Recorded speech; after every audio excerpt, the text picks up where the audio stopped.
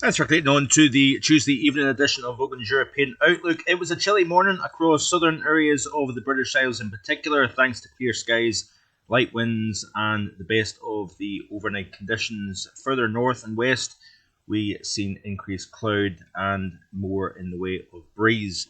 But it's all thanks to an area of high pressure that is centered over the near continent at the moment. Here is an approaching weather system that has been moving and enhancing cloud cover across western and northern areas through the course of today.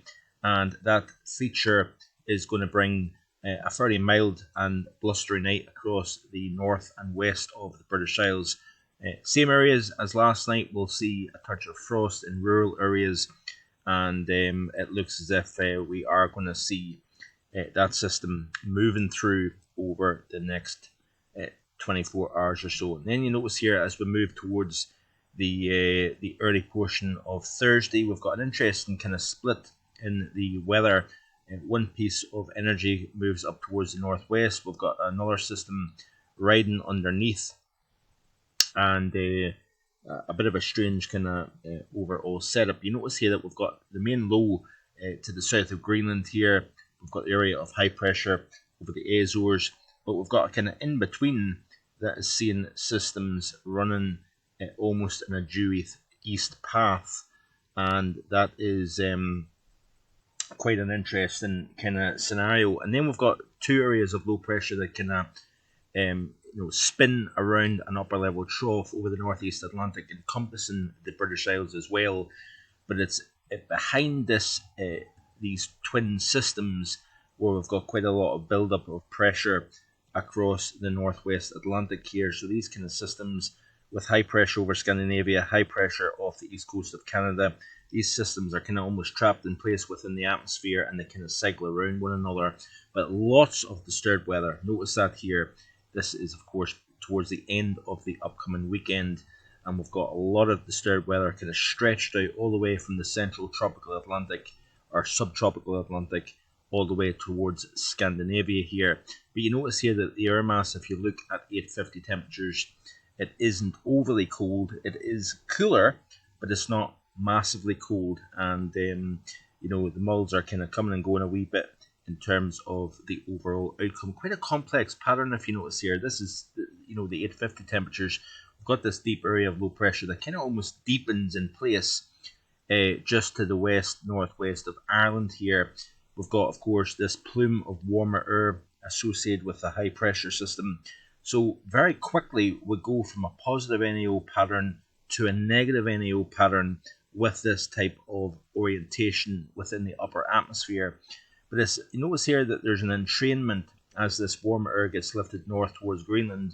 We've got this cold air that comes in between the high and the area of low pressure here off the UK, and it kind of gets wrapped around, and of course, as it crosses out over a warmer than normal Atlantic, it loses a lot of its chill, and therefore, by the time the air actually rotates into the British Isles, it's not particularly cold.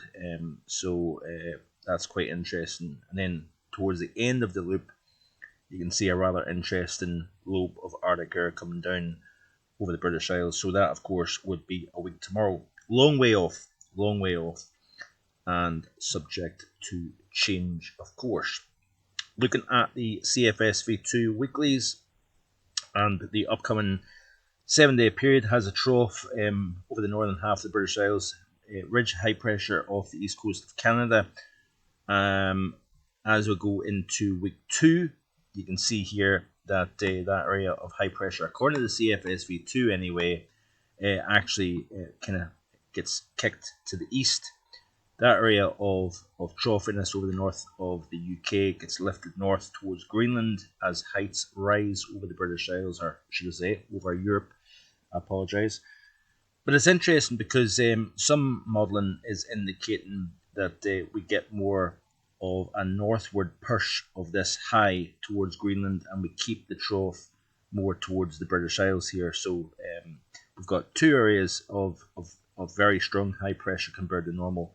One over central and western Canada, one over the central North Atlantic.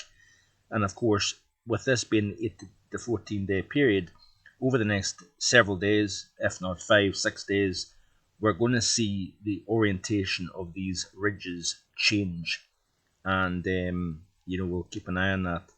Certainly, considering that the North Atlantic Oscillation, according to the GFS ensemble anyway, is going firmly into negative territory. And of course, I've already mentioned about the polar vortex.